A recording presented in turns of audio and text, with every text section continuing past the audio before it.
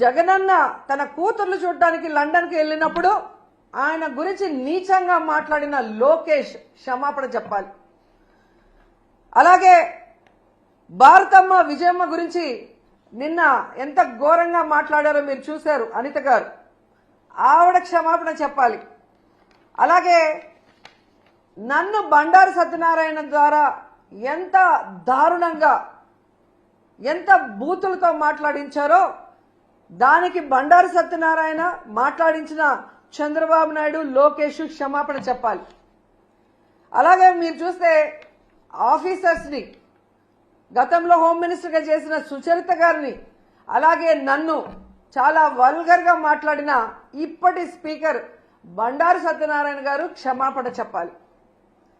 అలాగే ఈ మధ్య కాలంలో టీడీపీ ఆఫీస్ నుంచి ఒక సైకో చేబ్రోల్ కిరణ్ అనేవాడు భారతీ మేడంని ఎంత అసభ్యంగా మాట్లాడారో మీరు అందరూ కూడా గమనించారు. మరి టీడీపీ ఆఫీసులో అతనితో మాట్లాడించిన చంద్రబాబు నాయుడిని లోకేష్ ని క్షమాపణ చెప్పాలి.